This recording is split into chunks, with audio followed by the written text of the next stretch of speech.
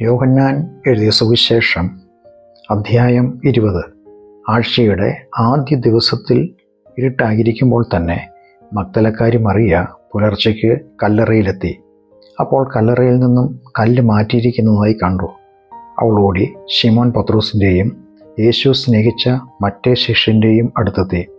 കർത്താവിനെ അവർ കല്ലറയിൽ നിന്നും എടുത്തു മാറ്റിയിരിക്കുന്നു.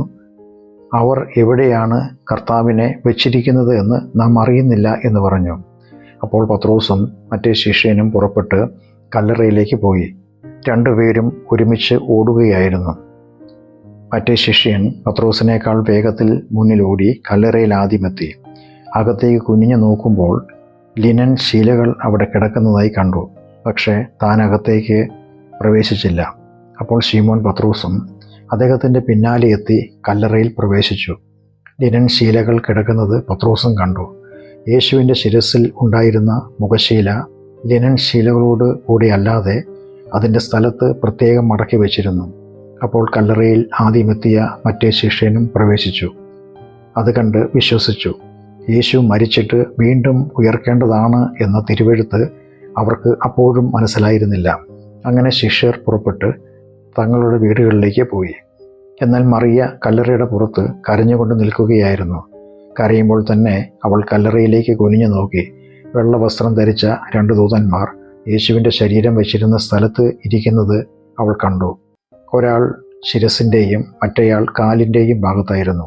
ദൂതന്മാർ അവളോട്, സ്ത്രീയെ, നീ എന്തിനാണ് കരയുന്നത് എന്ന് ചോദിച്ചു. അവൾ അവരോട്, എൻ്റെ കർത്താവിനെ അവർ എടുത്തു മാറ്റിയിരിക്കുന്നു. അദ്ദേഹത്തെ അവർ എവിടെയാണ് അടക്കിയതെന്ന് ഞാൻ അറിയുന്നില്ല. അവളിത് പറഞ്ഞ് പുറകോട്ട് തിരിഞ്ഞപ്പോൾ യേശു അവിടെ നിൽക്കുന്നത് കണ്ടു. പക്ഷേ യേശുവാണ് എന്ന് മനസ്സിലായില്ല. യേശു അവളോട്, സ്ത്രീയെ, നീ എന്തിനാണ് കരയുന്നത്? ആരെയാണ് നീ അന്വേഷിക്കുന്നത് എന്ന് ചോദിച്ചു. അദ്ദേഹം ആ തോട്ടത്തിൻ്റെ കാവൽക്കാരനായിരിക്കുമെന്ന് കരുതി, യജമാനനെ, അങ്ങ് അദ്ദേഹത്തെ എടുത്തുകൊണ്ട് പോയെങ്കിൽ എവിടെയാണ് വെച്ചതെന്ന് എന്നോട് പറഞ്ഞാലും ഞാൻ അദ്ദേഹത്തെ എടുത്തുകൊണ്ട് പോയിക്കൊള്ളാം എന്നവൾ പറഞ്ഞു. യേശു അവളെ മറിയേ എന്ന് വിളിച്ചു. അവൾ തിരിഞ്ഞ് റബ്ബോനി, അരാമി ഭാഷയിൽ ഗുരു എന്നർത്ഥം, എന്ന് വിളിച്ചു. യേശു അവളോട്, എന്നെ തുടരുത്, കാരണം ഞാൻ എൻ്റെ പിതാവിൻ്റെ അടുത്തേക്ക് കയറിയിട്ടില്ല. എങ്കിലും എൻ്റെ സഹോദരന്മാരോട് ചെന്ന്, എൻ്റെ പിതാവും നിങ്ങളുടെ പിതാവും എൻ്റെ ദൈവവും നിങ്ങളുടെ ദൈവവും ആയവൻ്റെ അടുത്തേക്ക് ഞാൻ ആരോഹണം ചെയ്യുന്നു എന്ന് പറയുക. മഗ്ദലക്കാരി മറിയ ശിഷ്യരുടെ അടുത്തെത്തി ഞാൻ കർത്താവിനെ കണ്ടു എന്ന് പ്രസ്താവിച്ചു. ഈ കാര്യങ്ങളൊക്കെ തന്നോട് പറഞ്ഞു എന്നും അറിയിച്ചു. ആഴ്ചയുടെ ആദ്യ ദിവസമായ അന്ന് വൈകുന്നേരം യഹൂദന്മാരെ ഭയന്ന് വാതിലടച്ചിരിക്കുന്ന ശിഷ്യരുടെ അടുത്തേക്ക് യേശു വന്നു. അവരുടെ നടുവിൽ നിന്ന്, നിങ്ങൾക്ക് സമാധാനം ഉണ്ടാകട്ടെ എന്ന് പറഞ്ഞു. ഇത് പറഞ്ഞ ശേഷം തൻ്റെ 2 കരങ്ങളും പാർശ്വവും അവരെ കാണിച്ചു. കർത്താവിനെ കണ്ടപ്പോൾ ശിഷ്യർ ആഹ്ലാദിച്ചു.